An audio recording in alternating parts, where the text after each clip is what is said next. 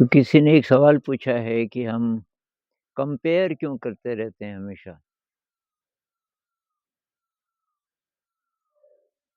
मतलब हमारी ये कोशिश रहती है कि मैं ज़्यादा अच्छा दिखूँ, अ, मेरी ज़्यादा रिस्पेक्ट हो, मैं ज़्यादा इंटेलिजेंट माना जाऊँ, इत्यादि, इत्यादि। और क्या मैं ठीक हूँ, तो इसमें हम बहुत बार कंपेयर करते हैं दूसरों से कि उससे ठीक, उससे ठीक। तो ये कहाँ से आया होगा? क्या ये जेनेटिक है? क्या ये ऐसा है कि हमारा स्वभाव प्रकृति ने ही ऐसा बनाया, या कि ये माहौल के कारण आया? तो इसका एक कारण तो ये हो सकता है कि ये जो कंपटीशन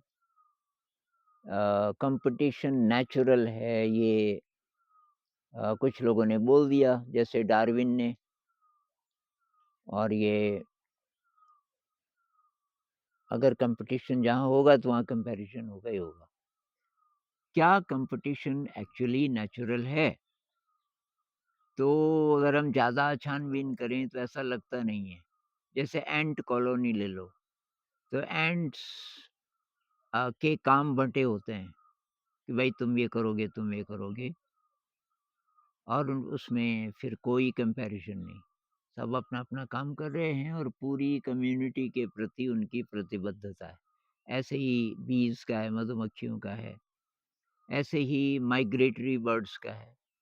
जो चिड़िया माइग्रेट करती हैं, ये उत्तरी ध्रुव वाले इलाकों से कहते हैं कि बर्फ़ गिरने के 1 महीना पहले वो वहाँ से चल पड़ते हैं, लगभग उड़ना शुरू करते हैं।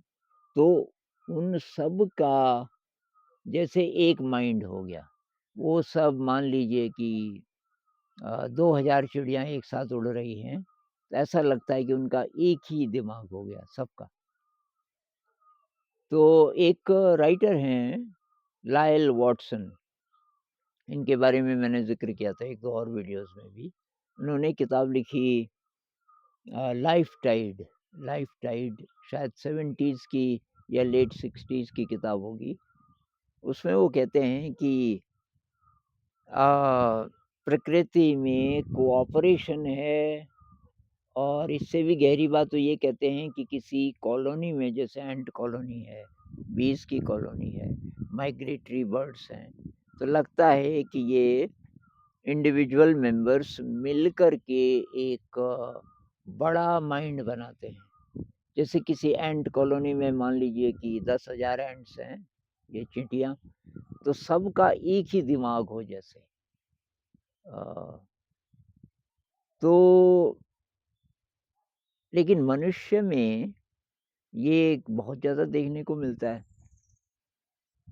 तो ये एक तो चलो पीछे से पता नहीं है कि नहीं है, लेकिन ट्रेनिंग तो हमारी बचपन से ऐसी है कि उसमें कंपैरिज़न नेचुरल है। ये परिवार से ही शुरू हो जाता है।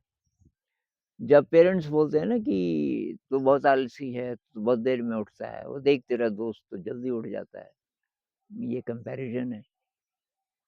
तो ये अपनी सफाई का ध्यान नहीं रखता, सुबह उठ के अ, अपना काम ढंग से नहीं करता, होमवर्क अच्छी तरीके से नहीं करता, और दूसरा तेरा दोस्त तो करता है। यहाँ से शुरू हो जाता है। फिर स्कूल में वही कॉम्पिटिशन बहुत ज़्यादा है, तो कंपैरिज़न होगा ही होगा। उसके तेरे मार्क्स कितने आए और उसके कितने आए और मेरे कितने आए, ये सारा कंपैरिज़न चलता ही रहता है। तो ये मेरे ख़्याल से तब धीरे-धीरे छूटता नहीं है पूरी ज़िंदगी भर। सामान्य व्यक्ति का, सामान्य मतलब जिसकी कोई गहरी आध्यात्मिक यात्रा नहीं हो, तो वो ये कंपेयर करता ही रहता है। और कंपेयर करता है, जैसे कोई अ, पैसा आ गया आपके पास थोड़ा बहुत, तो तब कंपैरिज़न होता है, आपके समकक्ष जो और लोग होंगे उनसे और मतलब किसी तरीके से हम कोशिश करना चाहते हैं कि मेरी ज़िंदगी ठीक है। अब ठीक है की डेफ़िनिशन ये है कि उससे ठीक है, उससे ठीक है, उससे ठीक है। लेकिन है तो ये बीमारी कंपैरिज़न। इससे हम छुटकारा तब पा सकते हैं जब हमारी शक्ति बाहर किसी चीज़ पर डिपेंडेंट ना हो। जब हमारी शक्ति का स्रोत हमारे अंदर हो। क्योंकि अभी हमने अपनी पावर दूसरे लोगों को दे दी कि जब दूसरे लोग बोलेंगे कि तुम स्मार्ट हो तो तब तो तुम हो। दूसरे लोग बोलेंगे कि तुम अच्छे इंसान हो या तुम अ, सुंदर हो, कुछ भी, तो तब। और नहीं तो अगर दूसरे नहीं बोलेंगे तो मतलब तब क्या फ़ायदा? तब मतलब कुछ नहीं हूँ मैं।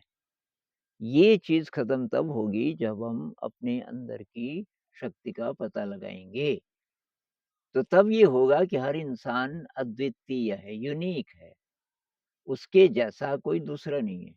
मैं जैसा हूँ, मैं अद्वितीय हूँ। दूसरा इंसान जैसा है, वो भी अद्वितीय है।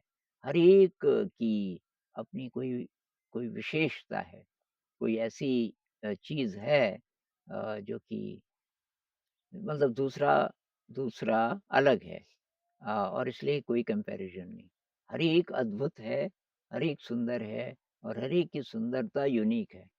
तो ये वाला तब आएगा जब हम अपने अंदर की क्वालिटीज़ को विकसित करेंगे और जब हम को लगेगा कि कोई देखे या ना देखे। जैसे कोई कलाकार है ना, कुछ-कुछ कलाकार हैं कई-कई घंटे प्रैक्टिस करते रहते हैं और उनको कोई जानता नहीं। मेरा एक दोस्त कह रहा था कि एक पड़ोसी है उनका 8 घंटे तबला बजाता है और किसी प्रोग्राम में नहीं जाता। किसी और जगह नहीं। बस वो अपना उसको पूछा कि भाई तुम तो इतना बढ़िया तबला बजाते हो, तुम कहीं कॉन्सर्ट में जाओ, तो उसने कहा कि उसके लिए नहीं बजाता मैं, मुझे इसमें मज़ा आता है बस। तो वो जो मज़ा आने लग जाए जब आपको अपनी ही तरंग पे, अपनी ही एनर्जी पे, तो तब आप कंपैरिज़न नहीं करोगे किसी से और तब आप कंट्रीब्यूट करोगे दूसरों के लिए कुछ कर सको तो करोगे, अपने में मगन रहोगे और कंपेयर नहीं करोगे।